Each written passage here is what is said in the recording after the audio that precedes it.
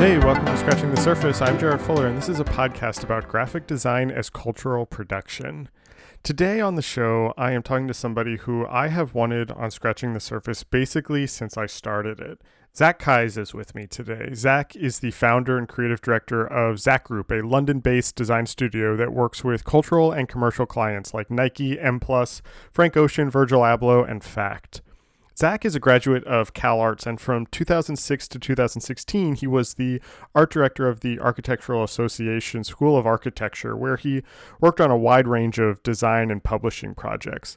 While at the AA, he co-curated with Mark Owens the really fascinating exhibition Forms of Inquiry, the Architecture of Critical Graphic Design in 2007, which was, I think, the first time I came across Zach's work. That show in particular had a really big influence on me and my understanding of what graphic design could be. And this, in many ways, shapes this conversation. Zach's work, while firmly rooted in graphic design, sees design as a type of cultural practice. So in this episode, Zach and I talk about how design shapes culture and how our own definitions of graphic design and culture are evolving.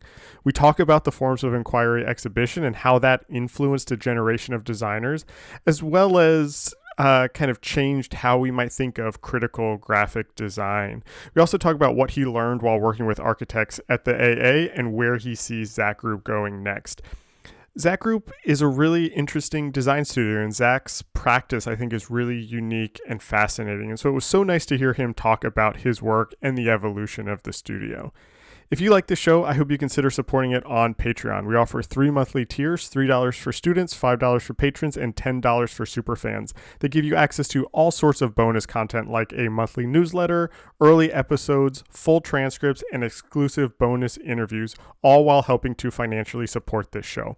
So if you like Scratching the Surface, if you want to see it continue, I hope you consider joining us on Patreon. You can visit patreon.com/surfacepodcast for all the details and to sign up.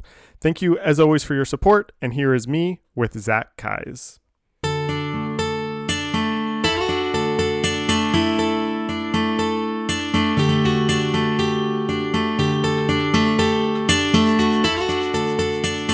In preparing for this, I watched a talk that you gave in 2019. The YouTube video was called "Good Design Is ... and your talk was Think Today, Finish Tomorrow is what the title was. And it was sort of this like retroactive manifesto of your studio, Zach Group. And the first point of that manifesto is give shape to culture. And to me, that perfectly encapsulates your entire career, your entire practice. And so I'd like to start there with this idea of design giving shape to culture. And I'm curious if you could kind of talk about what that means to you and what that means for the studio, and then also where you arrived at that idea, because that seems like a thread that's been there from the beginning in your work.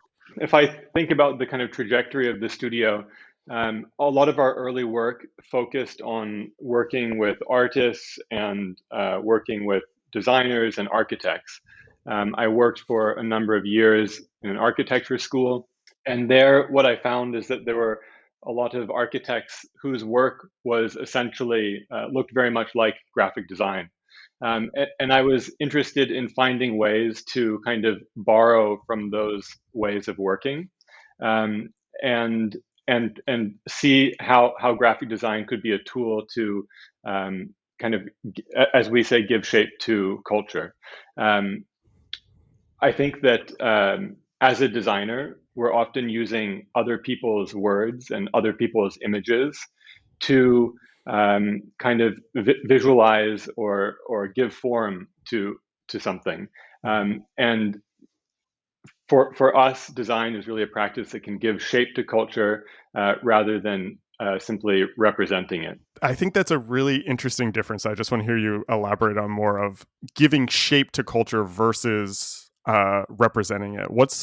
How do you see those as two different acts? Yeah, well, I mean, I think if we go back to kind of where we started, which was really looking at the possibility of books as a way to give shape to culture. What I was really interested in, going back to the example I mentioned earlier of the Architectural Association, which is a school of architecture in London. there's like a rich tradition in architecture of architects who made kind of hypothetical and immaterial Hmm. proposals. And most often, those proposals took the form not of buildings, but of books. Right, And right, so, what was super interesting for me to realize is that architects took the publication kind of as their site, essentially. Um, right. and for me, that was something kind of fundamentally different than simply representing something that exists out in the world back in the space of a book. And so that kind of thinking is something that we've tried to um, apply to the way in which we approach design and how we think about it. To keep the conversation on Zach Group for a second, you started that right out of school, right? You finished at you got a BFA at CalArts in 2005. Is that right? That's right. That's right. And Yeah. you basically started the studio immediately, and it was kind of running in parallel to your time at the AA. And a couple years ago, I guess like 5, 6 years ago now, you left the AA and kind of focused solely on Zach Group. And I'm curious about that and kind of what you thought you could do, keeping this idea of shaping culture in devoting all your time to the studio. What was sort of the thought process there, and what were you kind of hoping to do with the studio at that time? Yeah. So that period kind of marked a transition for me.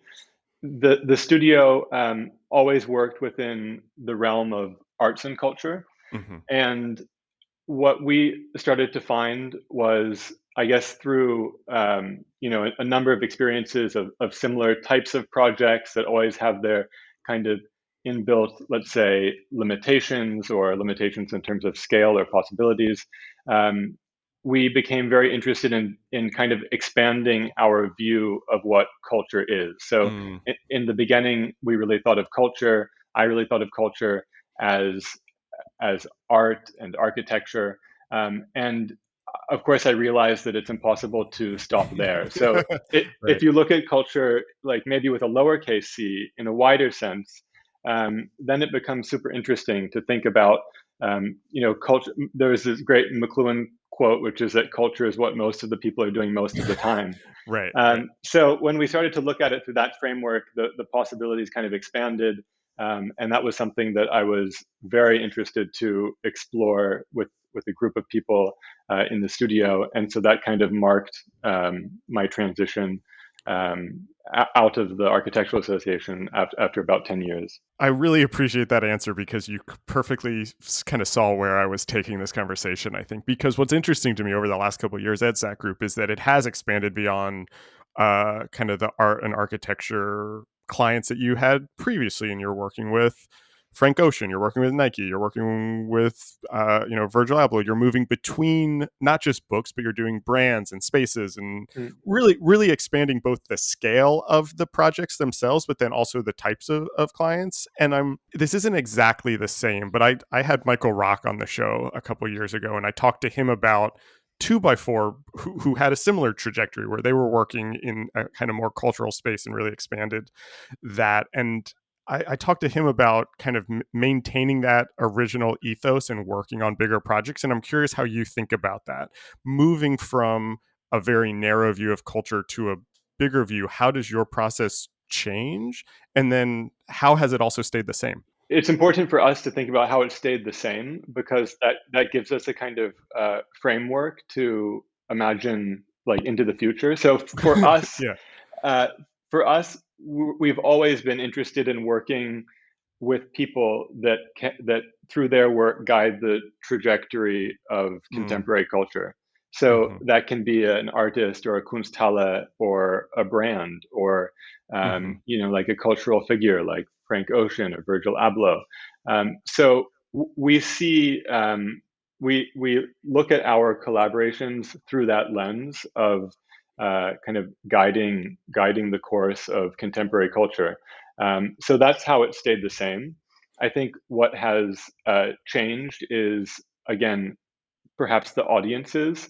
Right. So the audience for us originally was very well defined, pretty much entirely within the public sector, and now, of course, the audience has kind of expanded, and it's expanded because of the kind of outreach that some of our collaborators have, and also in other ways. Like now, when we think about our audience, I think it falls into a few different categories. I think, of course, there are these amazing cultural figures that are really Hmm. through their own practice uh, changing the way that we understand culture.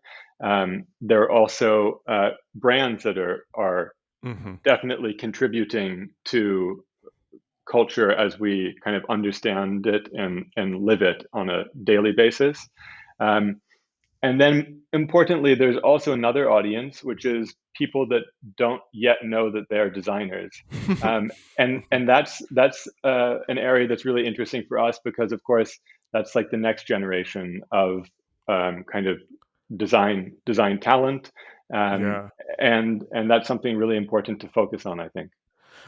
It's interesting that you say that too, because something I was thinking about in thinking about you and thinking about this conversation and especially thinking about this idea of sort of design as cultural production, I've found this is a little bit of a blanket statement, but I found that designers, graphic designers specifically, who are interested in these ideas that you're talking about, often find themselves kind of pushing up against against the definitions of what is graphic design. I include myself in here also, and they want to Mhm. move into other things. They want to move into filmmaking or writing or Yeah, I mean podcasting in my case, teaching, curating these types of things. You've done that a little bit, but you seem to really be rooted in being a graphic designer. And again, I don't mean to kind of put definitions or borders around this, but you've built a studio that seems to be able to wrestle with these ideas within a framework of graphic design. Can you talk a little bit about that and kind of how you think about kind of retaining that description of being a graphic designer? sure. Brings up a few different things like how I became a graphic designer. Maybe that's another area. But I mean, within the studio, um, we don't really think about it in terms of is this graphic design or is this not graphic design. For us, I mean, we really think about ourselves. This might sound stupid, but as a design office. Mm, So not like an atelier, let's say, but really a place where kind of work is done and that work is design, and the exact form or nature that it takes is is kind of up for consideration. And in a sense, I mean, the name of the studio is that group, and that refers to the kind of group of people that are working here, but also the group of people that we collaborate with. And right. more and more, we want to think about the studio as a kind of, let's say, creative infrastructure, for lack of a better word, um, Mm, whose abilities can kind of be amplified through collaborations. And we're interested in joining forces with other people um, to create something kind of bigger than ourselves. We really don't want to be limited by a kind of an individual vision of a designer.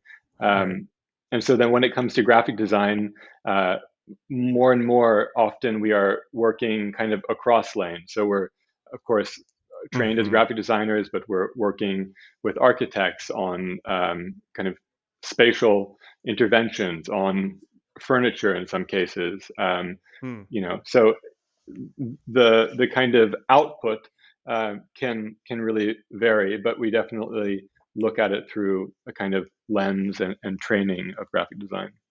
And that makes perfect sense to me. And I think of something like when you're at the AA and started Bedford Press, and now you have this project Group Object, where you are very clearly coming from the position of graphic design, but actually kind of creating or working with people to put cultural objects out into the world. How do you think about that collaboration and when it's something that a client that's kind of coming to you with an idea versus something that you think should kind of go out into the world? Is there a difference between those things? I don't really believe in kind of the separation of client projects and self-initiated projects, because at the end of the day, we decide what we want to dedicate our time to, and Right, right. so we're concerned kind of with the outcome. So it doesn't necessarily matter to us where the idea comes from. Um, and we can also be our own worst client. So it doesn't make it any easier if it's self-initiated. Right, right. That makes sense. You mentioned in that previous answer about kind of how you became a designer or how you got interested in design, and I'm curious about that. I saw in some of my research, I saw that you had started studying art history for a bit. Can you talk a little bit about where your interest in design came from? Yeah, sure. I mean, my interest from design actually came at a kind of earlier period, before I went to college. Mm. I grew up in Southern California, and we actually had some family friends that left Germany just prior to the war, and they were actually involved in a kind of a Nazi resistance. So Mm. they managed to escape, and these were family friends that we would see relatively regularly. And I remember at one point they were saw that I was interested in art, and they said, "Oh, do you know this friend of ours who passed away some years ago, Herbert Bayer?"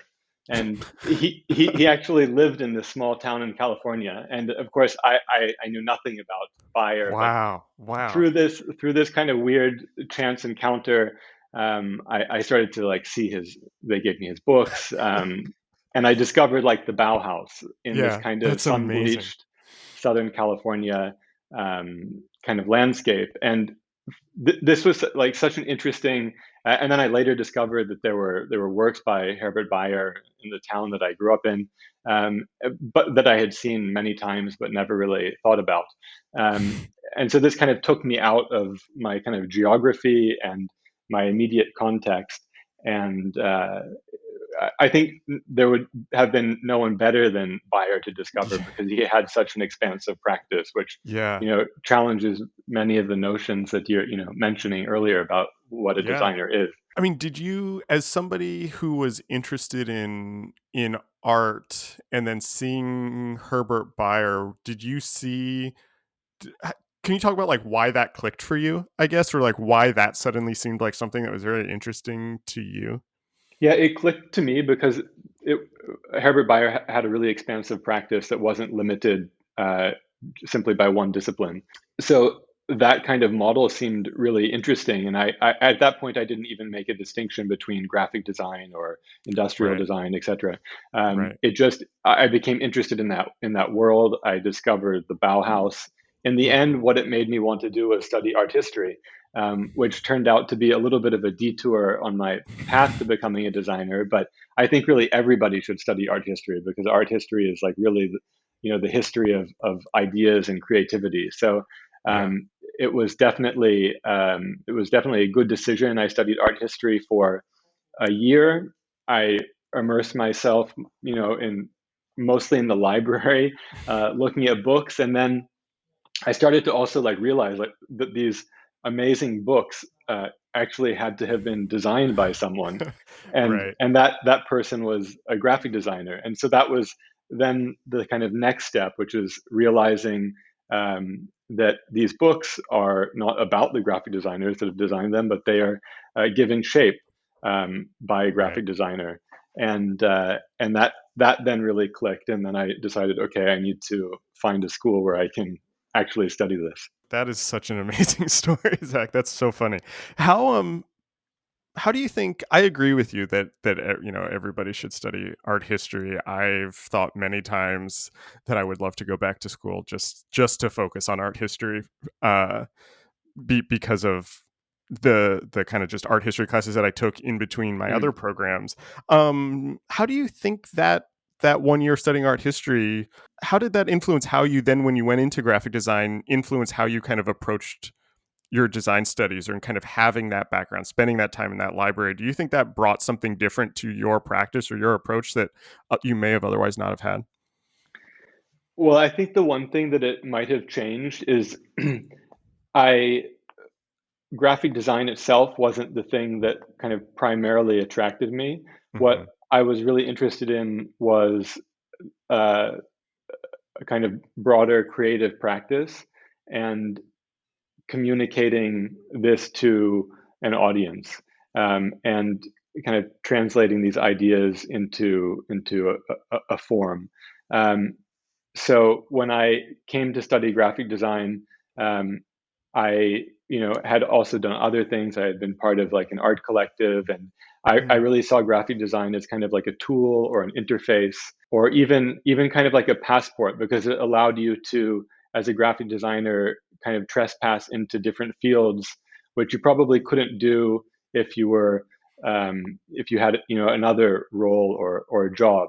That's one of the really exciting things about graphic design. So perhaps um, that changed my outlook and also my interests. I think that's right. And I love that idea of graphic design as a passport. I can't tell you how many times these types of ideas have come up on the show, especially when I'm talking to design writers who say something to the effect of I wanted to write about design because I realized that through design I could kind of write about anything. Hmm. Looking back, I feel like that's kind of how I got into graphic design, is because I was just somebody who was interested in a lot of different things, and graphic design was the thing that happened to connect all of those, or touched all of those in some way. I'm curious about your time at the AA, at the Architecture Association. You were there for 10 years, and I think architecture also is another field that is often treated like a passport, to Yeah. continue your metaphor. And going back to the beginning of this conversation of seeing these architects who were making books and doing these kind of speculative projects. And I'm curious about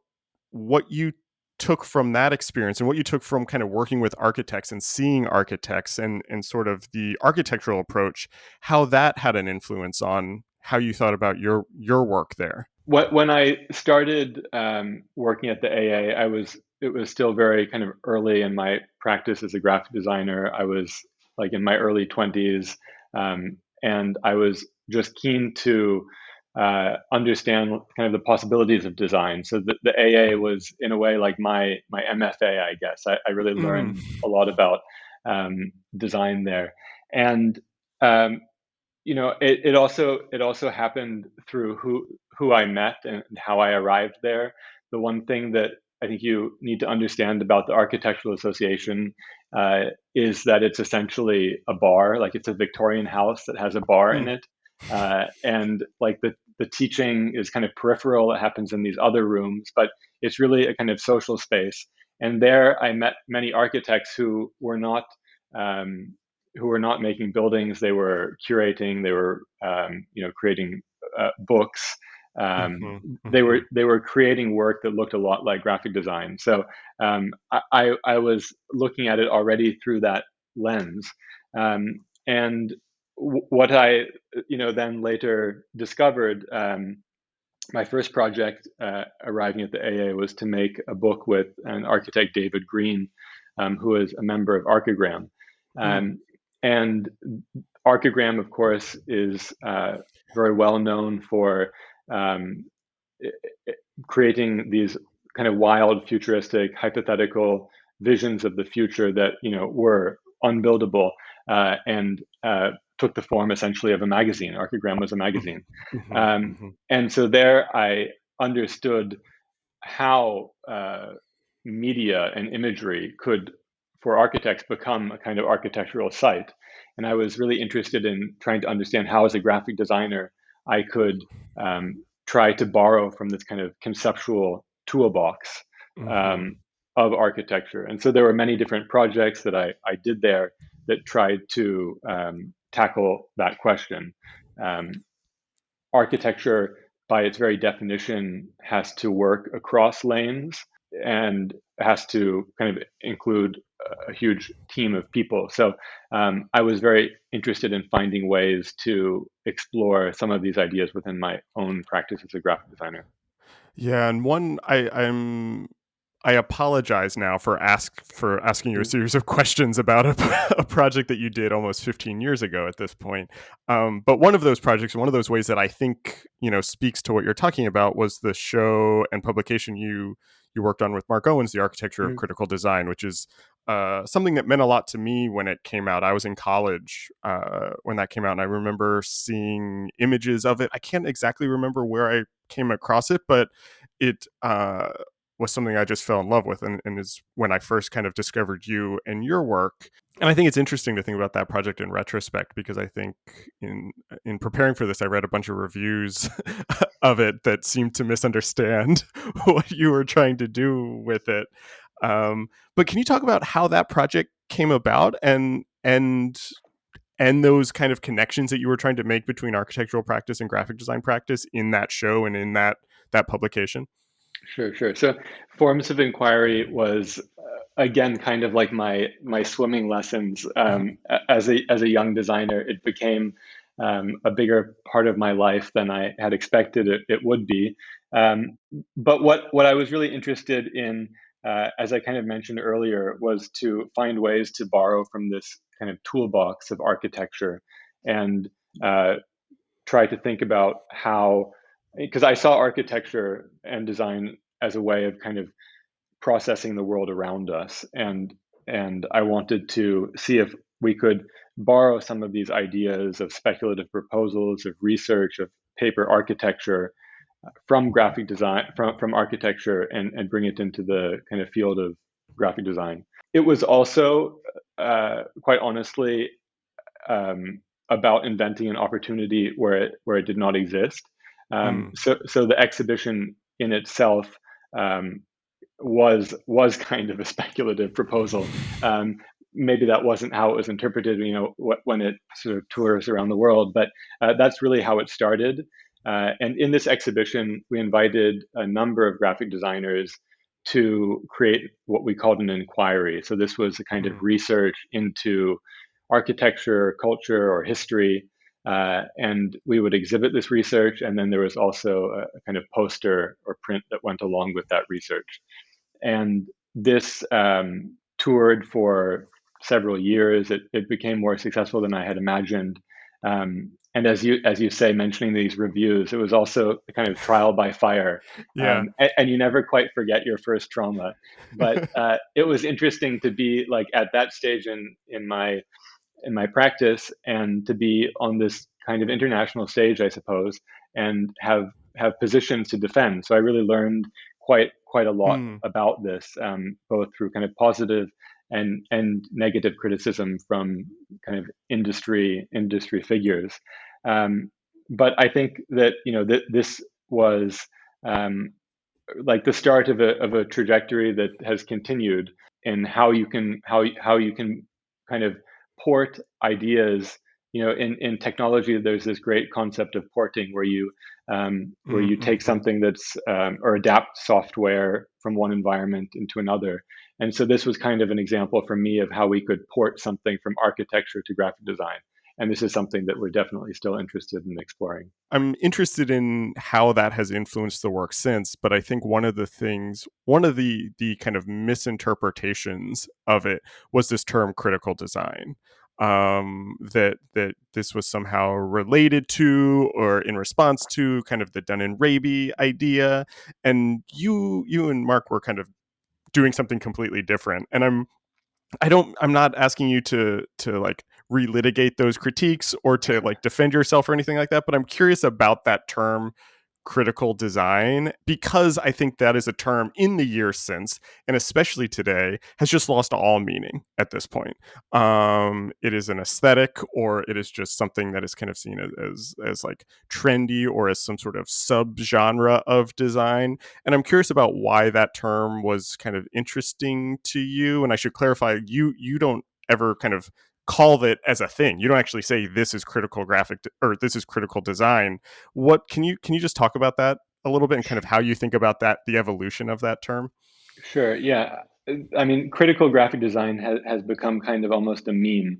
Yeah, yeah. And si- since we since we worked on this exhibition, when we used the words critical and graphic design together, what we were trying to express and what we were interested in um, are graphic designers that are trying to kind of question or reframe the conditions or circumstances surrounding graphic design. And there are a number of different ways that has been done. Some of Mm-hmm. some of those take on the form of self-initiated projects. Others um, kind of combine design and writing, as you yourself are Hmm. doing.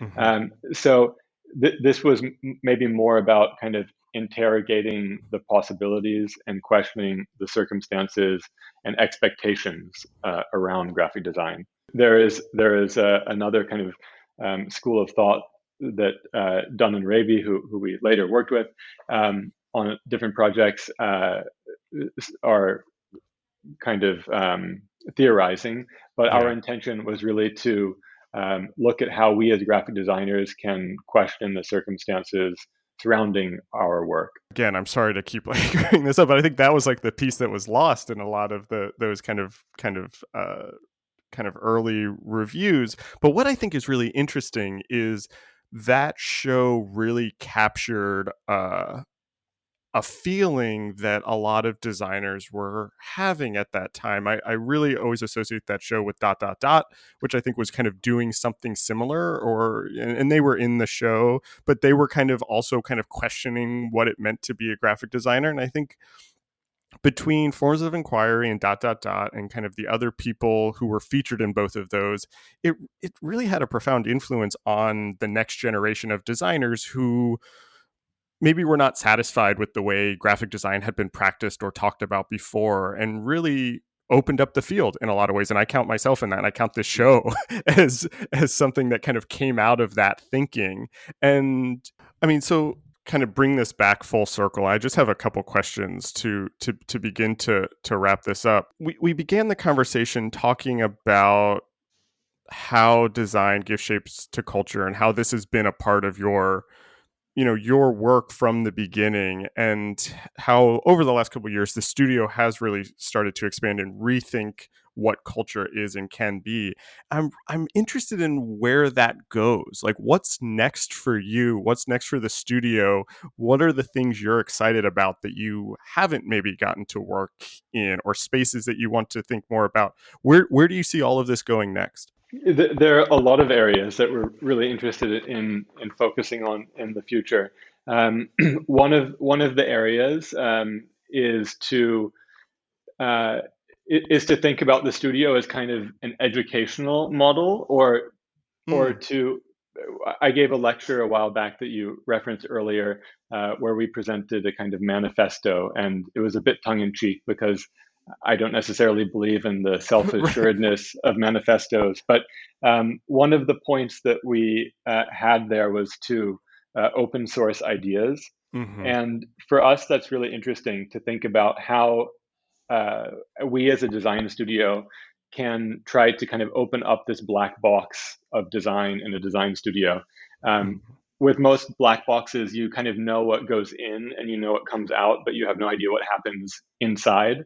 And I think by kind of open sourcing how we work as a studio, that can really level the playing field for the kind of next generation of designers. So bringing people that don't know that they're designers or young designers into the fold is something that we're really interested in. Kind of Hmm. related to that, uh, we recently launched a scholarship with Central St. Yeah. Martin's called the Yeah. Zach Group Future Forward Scholarship. And this is in kind of a related effort to try to expand opportunities within our industry. I think we're a very undiverse industry. Hmm. And as the director of a design studio, I consider it really my responsibility to address this kind of imbalance. So that's what led us to do the scholarship, which I'm really excited about. I think how we can be most effective is to find ways to increase the kind of funnel to design education and Yeah. hopefully also design occupations later down the line. I love that. I agree. I think the scholarship is such a great idea, and I wanted to come back to this idea of open sourcing the process as another point of that, because I think that's really important. I think another way that you do that is through your collaborations, and there was a show about your work that you called Zach Mm-hmm. High is Working With, which I thought was such a great way to show how a graphic designer works, instead of just showing kind Mm-hmm. of finished projects, but actually bringing in the collaborators and talking about collaboration as a key to your own process. How we've talked kind of around this idea of collaboration through this entire conversation. How does collaboration fit into your process? It seems like it's everything. Can you talk about kind of the importance of collaboration in your work? Yeah, collaboration is really the kind of foundation of our work. I think it's hard to work Mm-hmm. without being in collaboration with someone or something. So when I did that exhibition Zach Kai's working with, what I was interested in is to present graphic design as a collaborative practice and try to kind of unpack this idea of what a designer is. And for me, a designer is not a kind of creative visionary that is working autonomously, Mm-hmm. but is someone who is taking on many different inputs, processing the world around himself or herself, and that is not a one-way street. I mean, I think when I first probably started studying graphic design, I probably thought that design is a kind of one-way street, and I realized that it, of Mm-hmm. course, is not. It's a dialogue, um, and that was the idea behind this exhibition. So it included all of the people that I consider as essentially part of my work. So that's something that we've always tried to highlight, and also something that we try to be really direct and honest about by always crediting. And it's important, I think, to highlight that there are, design is not the product of an individual. It's the product of a group of people working together. So that's really important for us to kind of keep in mind. This is not a question that I was thinking I was going to ask you, and I'm not even sure if it's an interesting question, Zach, to be honest. And if it turns out to not be interesting, we can cut it out. But thinking about this idea of collaboration and thinking about kind of highlighting the collaborators and highlighting the conversation and the dialogue, what's really interesting to me about your work is, yes, that collaboration, but also how visible the studio is, that a lot of your projects are kind of presented as collaborations. So it's not just, for example, the Nike Virgil Abloh book is just like, this is a Nike Virgil Abloh book, but that Zach Group is a part of that. That it is not the invisible designer, but the designer is part of a larger creative team. How do you think about that, about being a visible part of it, that the design of the artifact itself is as important, or is equally interesting as the content, or in dialogue with the content? Do you know what I'm trying to say? Sure. I think what you're getting at is that as designers, we are not simply kind of relaying a message, but or representing the kind of work that someone else is creating, but that we're also creating kind of a cultural object in our own right, and that we bring a lot to the table in that process. Right. Um, of course, it takes on, we definitely modulate that. There are some times Right. where, we simply help an artist realize something, right? Mm-hmm. And we're definitely happy to work in that way. And there are other times in which, we work more as a kind of thought partner Right. and help develop ideas. And sometimes those result in a kind of graphic design project or a designed object. And in some cases, it simply is part of a kind of wider research, or kind of feeds into creative direction. So yeah, I would say that, like, thinking about ourselves um, as a kind of potential partner that can work both in a really thoughtful way, but also a really immediate way is important. And by immediate, I mean that we can kind of like think and do. There's this great quote by Martin Kippenberger, which is "Think today, finish tomorrow," and this has Right. always been the kind of Right. unofficial studio mantra. which is that, you can spend a day thinking and then a day doing. Yeah. And there's like no bullshit. And this is really, Yeah. our kind of ultimate goal. In a weird way, that brings this conversation full circle and kind of goes back to everything that we were talking about. And so I'll end with the question that I used to end all of these interviews. I'm curious what you're reading right now. What am I reading? I just finished a few books that I've been working on for a long time.